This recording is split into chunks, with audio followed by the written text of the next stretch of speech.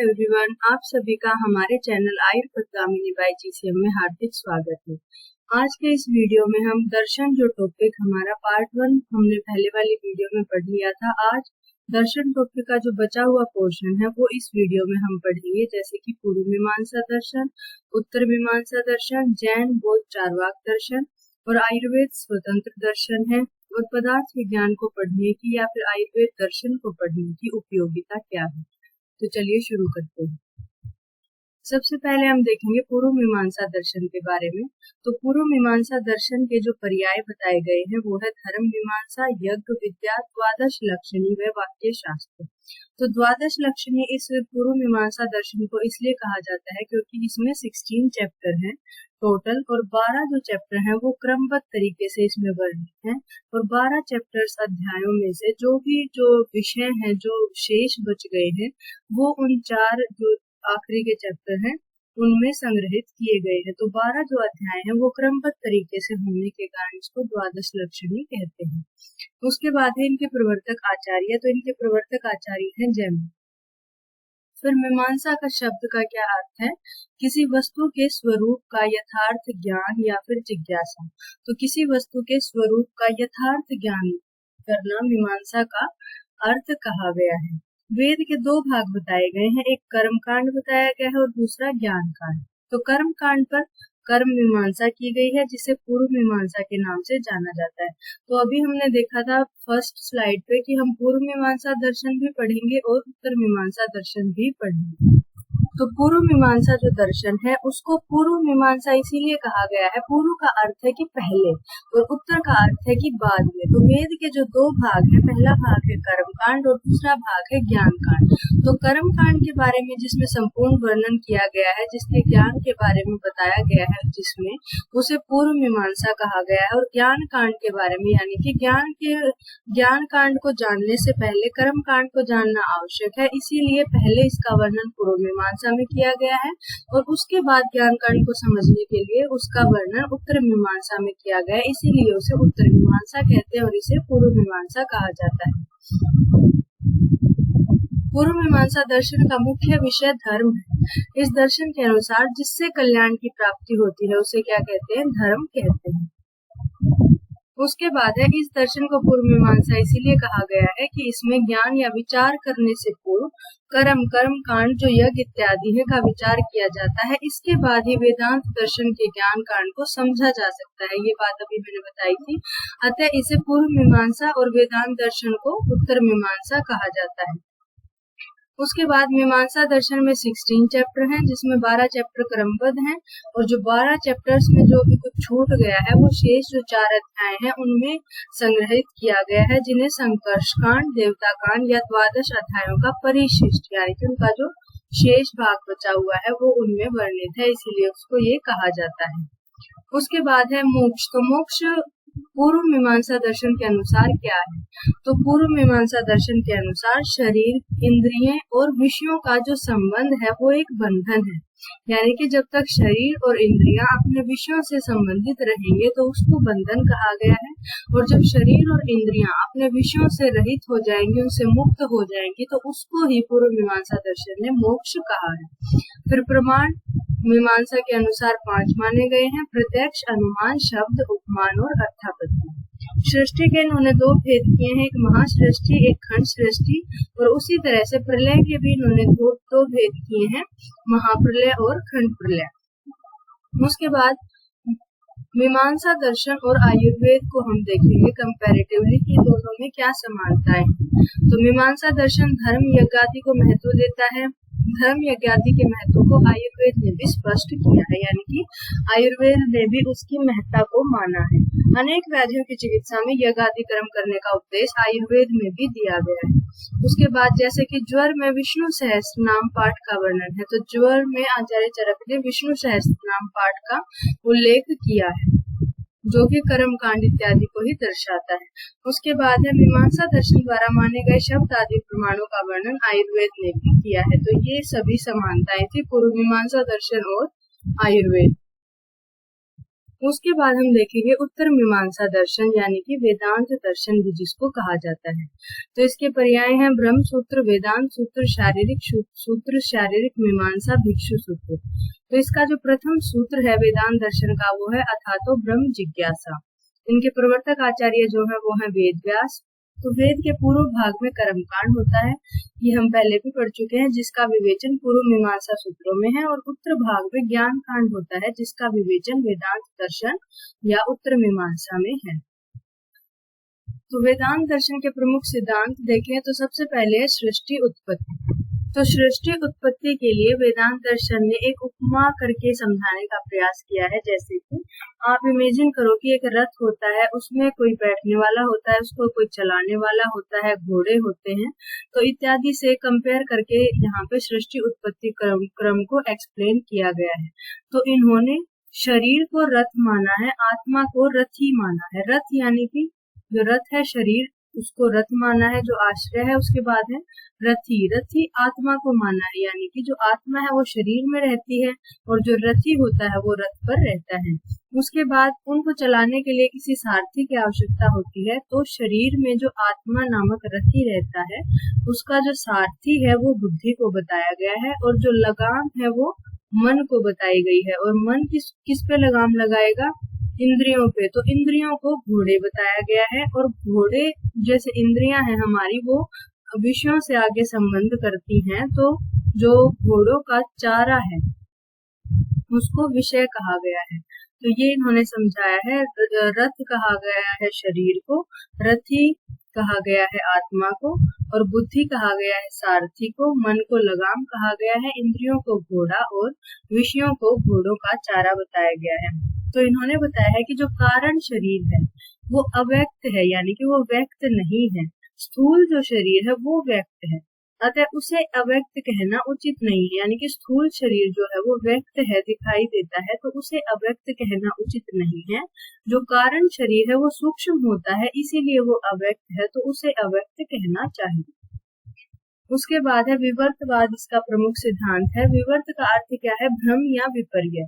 तो जो वस्तु जैसी है उसे वैसी न समझकर उसका अलग ही ज्ञान होना, उसे ही सत्य समझना विपर्य कहलाता है। कार्य यह कारण का विवर्त है। केवल देखने में ऐसा प्रतीत होता है कि कार्य कारण का वास्तविक रूपांतर है, परंतु सत्य कुछ और है। कारण का कार्य रूप में परिवर्तित होना एक आभास मात्र है। तो इस दर्शन के अनुसार जो कार्य है, हम जानते हैं कि कारण जो है वो कार्य में परिवर्तित हो जाता है। तो इस दर्शन का मानना ऐसे है विवर्तवाद के अनुसार कि जो कारण है वो कार्य में जो परिवर्तित होता है वो एक आभास मात्र है, वो ऐसा सत्य नहीं है, सत्य कुछ और है। तो विवृत का अर्थ क्या है? विपर्य। जो वस्तु जैसी है उसे वैसी न समझकर उसका अलग ही ज्ञान होना और उसे ही सत्य समझना। उसके बाद है इन्होंने पंचीकरण सिद्धांत के बारे में बताया है। पंचीकरण सिद्धांत के अनुसार जिस महाभूत का निर्माण होना होता है उसमें उसका आधा सूक्ष्म महाभूत होता है। तो जिस महाभूत का निर्माण होना होता है यानी कि प्रधानता उसमें जिस महाभूत की है उसके आधार पर उसका नामकरण होगा, और जब उसका निर्माण होगा तो उसमें आधा सूक्ष्म महाभूत होता है, मतलब कि जिस आधार पे उसका नाम है वो वाला महाभूत उसमें 50% होता है, और बाकी जो 50% पोर्शन बच गया, शेष आधा भाग, उसमें क्या होगा? जो अन्य 4 सूक्ष्म महाभूत है वो 1/8 1/8 1/8 1/8 करके होंगे। तो 2 पोर्शन बना दिए 50-50%। 50% पहले में क्या होगा? सूक्ष्म महाभूत जो कि प्रधान रूप से पाया जाएगा, जिसके आधार पे उसका नामकरण होगा, और जो बाकी 50% पोर्शन है उसमें 1/8 1/8 करके अन्य 4 सूक्ष्म महाभूत होंगे, यानी कि 5 महाभूत साथ में पाए जाएंगे। उसके बाद प्रमाण देखें तो वेदांत दर्शन ने 6 प्रमाण बताए हैं: प्रत्यक्ष, अनुमान, उपमान, शब्द, अर्थापत्ति और अभाव। उसके बाद है नास्तिक दर्शन शुरू हो जाते हैं। नास्तिक दर्शन में हमने पढ़े थे नास्तिक दर्शन 3 है: चार्वाक, जैन और बौद्ध। तो सबसे पहले हम चार्वाक दर्शन को देखते हैं। चार्वाक दर्शन के जो पर्याय बताए गए हैं वो है लोकायत दर्शन, बृहस्पत्य दर्शन, भौतिकवाद और वैतंडिक दर्शन। इनके जो प्रवर्तक आचार्य है वो है बृहस्पति।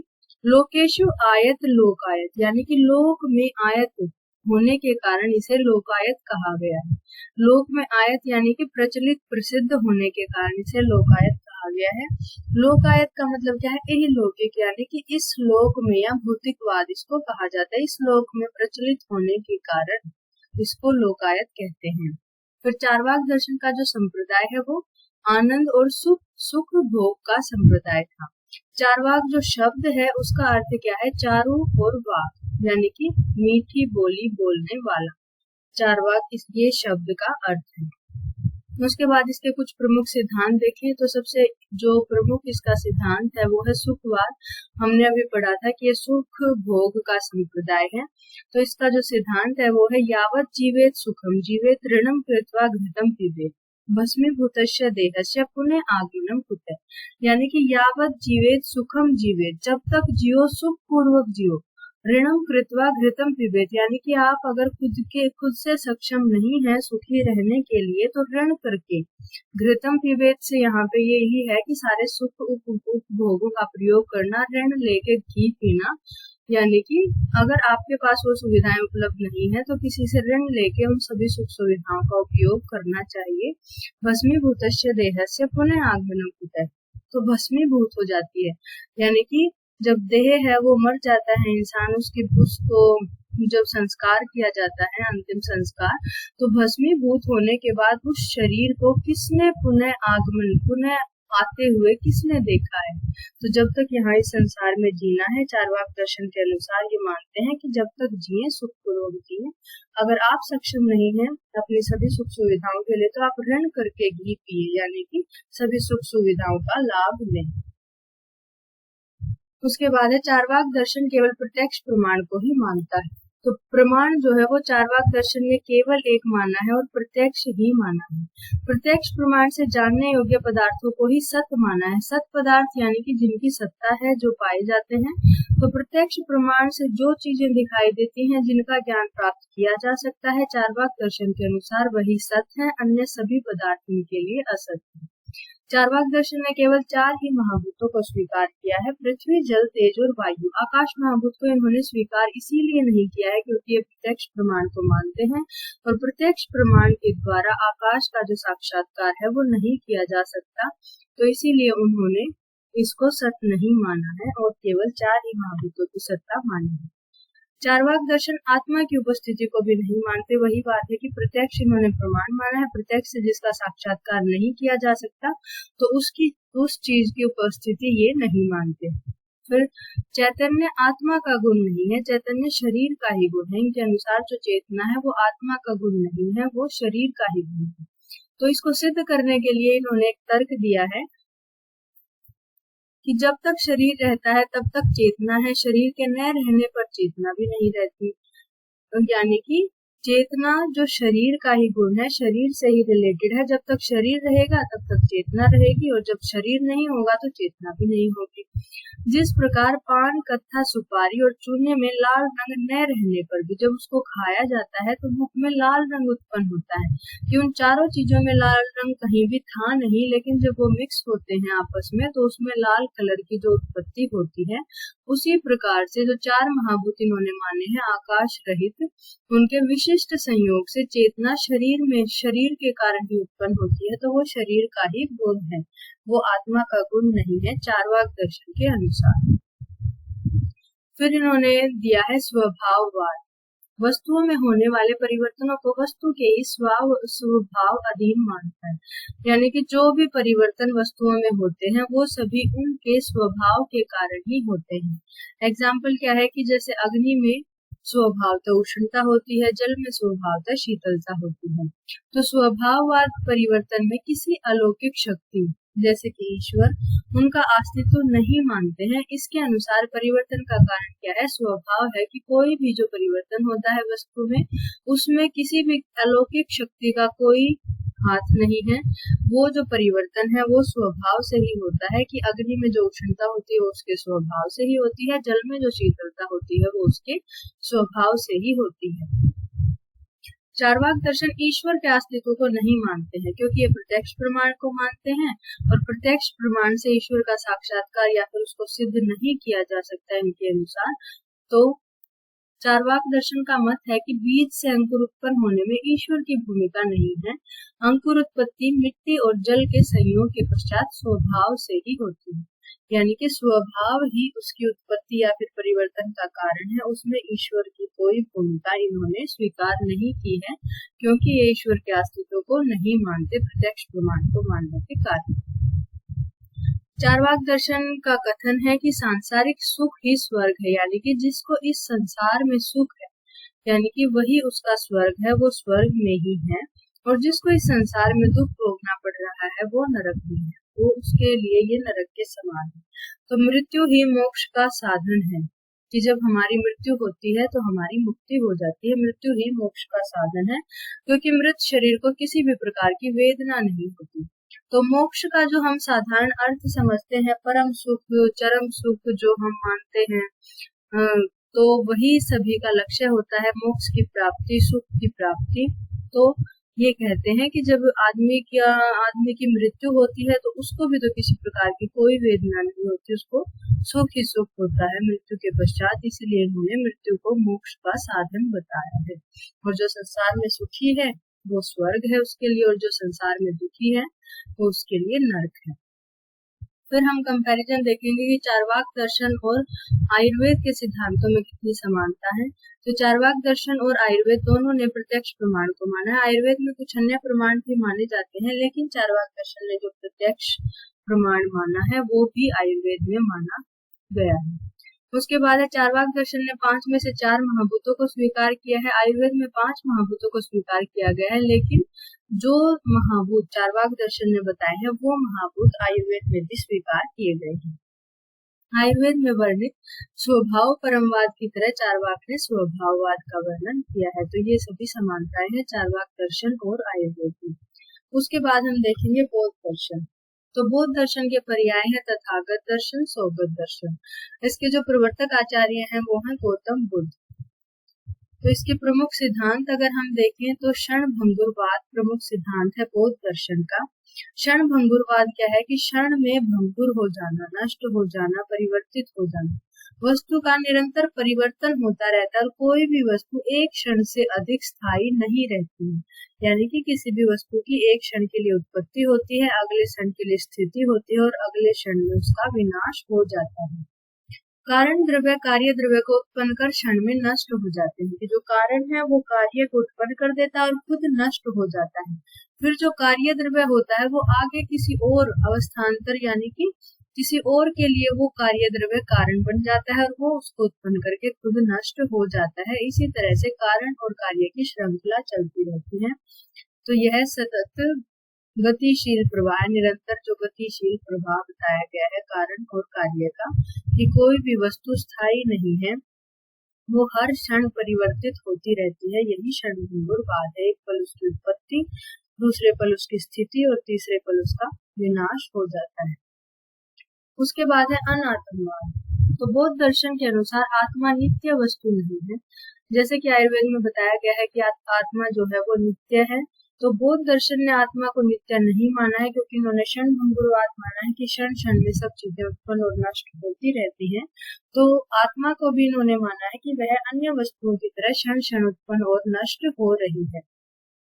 तो अनात्मवाद का वर्ण अगर नाम से देखें तो हमें यह ज्ञात होता है कि इन्होंने आत्मा की सत्ता ही स्वीकार नहीं की है, लेकिन ऐसा नहीं है। इन्होंने आत्मा को माना है, लेकिन आत्मा की जो नित्यता है उसको इन्होंने स्वीकार नहीं किया है। उन्होंने कहा है कि ये पल पल उत्पन्न और नष्ट होती रहती है।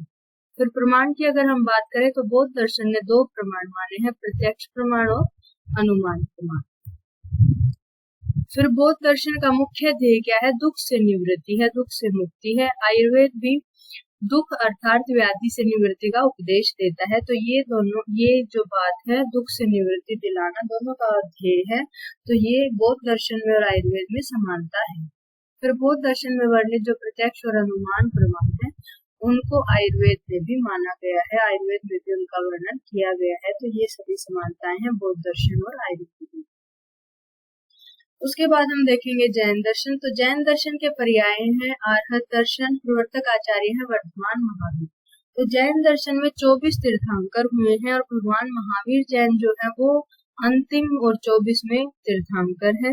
जो जैन शब्द है वो जिन शब्द से उत्पन्न हुआ है और जिन का अर्थ क्या होता है कि वह व्यक्ति जिसने अपनी इच्छाओं और मन पर विजय प्राप्त करके जीवन मृत्यु के चक्र से मुक्ति प्राप्त कर ली है। जैन दर्शन अहिंसा को महत्व देता है। जैन दर्शन निवृत्ति मूलक जीवन शैली प्रदान कर संतुलित जीवन जीने की कला प्रदान करता है, यानी कि निवृत्ति मूलक जीवन शैली, जिससे निवृत्ति हो जाए, मुक्ति हो जाए, ऐसी जीवन शैली प्रदान करता है जैन दर्शन। जैन धर्म की दो शाखाएं बताई गई हैं, एक दिगंबर और श्वेतांबर। तो दिगंबर जो वर्ड है यानी कि दिशाएं ही है, दिग दिशा ही, जिसके अंबर यानी कि वस्त्र है, और श्वेतांबर यानी कि जिसके श्वेत वस्त्र है। तो पहले क्या है कि दिगंबर साधु नग्न रहते हैं, वो दिशाओं को ही अपने वस्त्र समझते हैं, वस्त्र मानते हैं, और जो श्वेतांबर हैं जो श्वेत वर्ण के वस्त्र धारण करते हैं। तो दो शाखाएं जैन दर्शन की बताई गई। उसके बाद जैन दर्शन ने तत्व जो है वो 7 माने हैं: जीव, अजीव, आश्रव, बंध, संवर, निर्जरा और मोक्ष। इनकी जो डिटेल है ये क्या होते हैं, ये जब हम डिटेल में किसी अलग से जैन दर्शन पे वीडियो में पढ़ेंगे। अभी बीएमएस फर्स्ट ईयर के पॉइंट ऑफ व्यू से हमें यही जानना जरूरी है कि जैन दर्शन ने 7 तत्व माने हैं और वो कौन कौन से हैं। उसके बाद है जैन दर्शन के पदार्थ। तो 9 पदार्थ माने हैं, ये 7 जो तत्व माने थे वो, और साथ में पाप और पुण्य।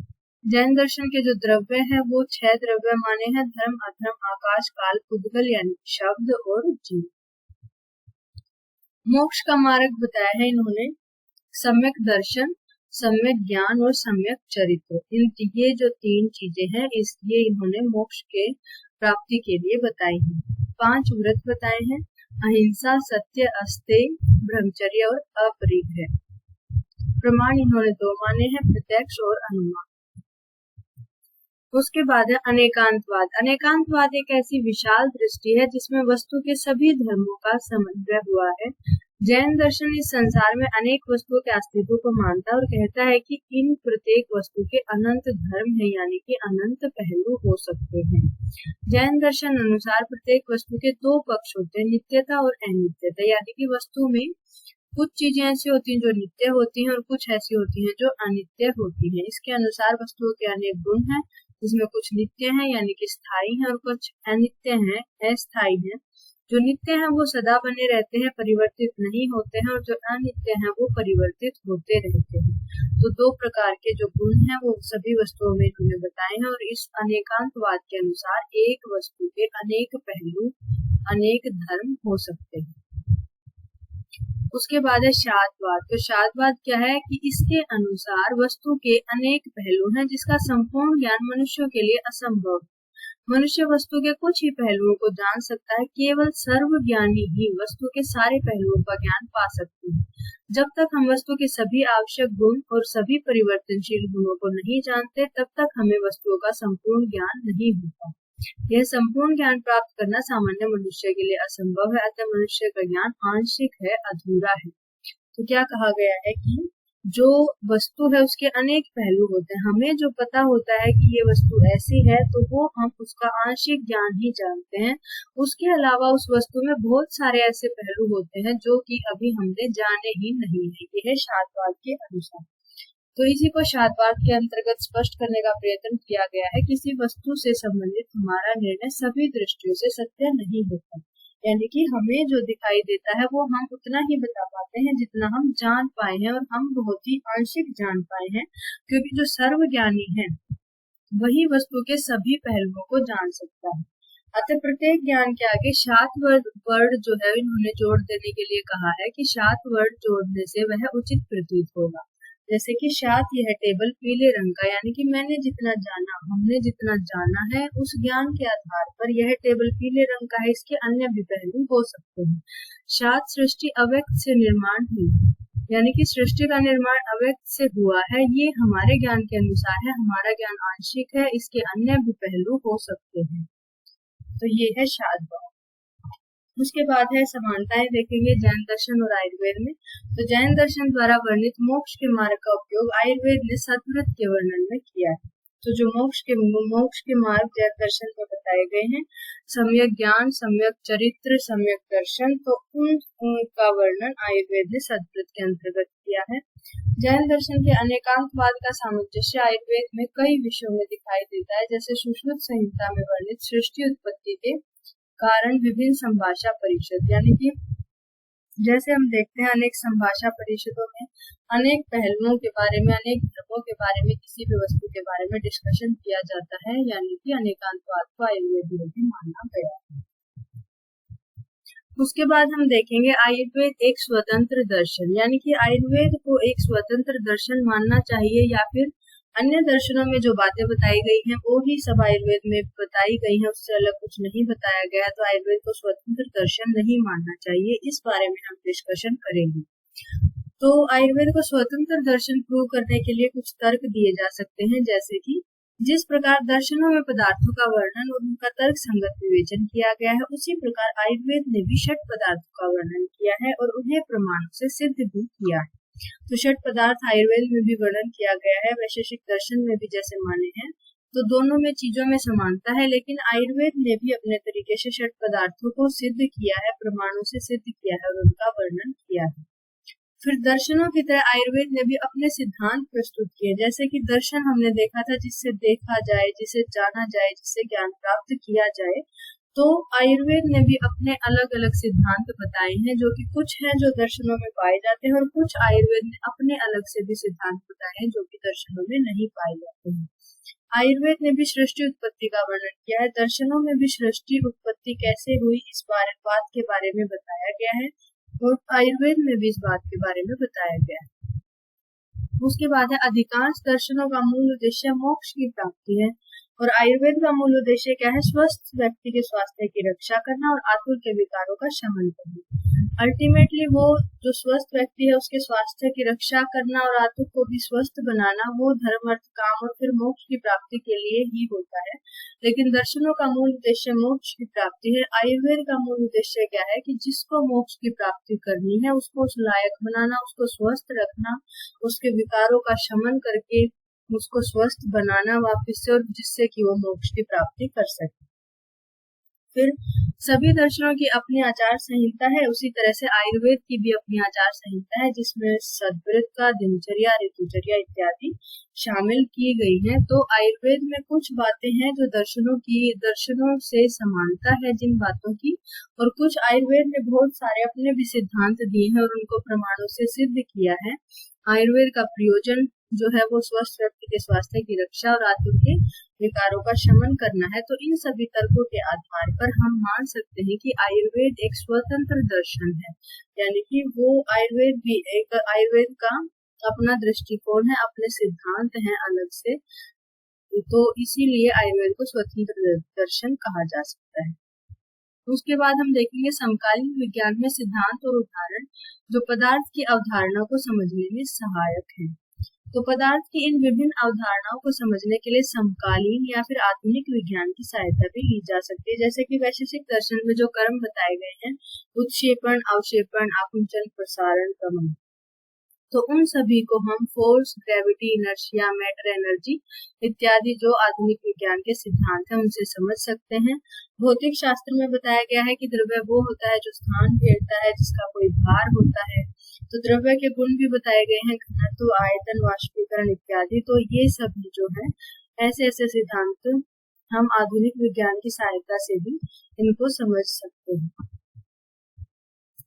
आयुर्वेद में दर्शन और पदार्थ विज्ञान के अध्ययन की प्रासंगिकता, यानी कि पदार्थ विज्ञान को और दर्शनों को पढ़ना क्यों जरूरी है, क्या आवश्यकता है उनके पढ़ने की।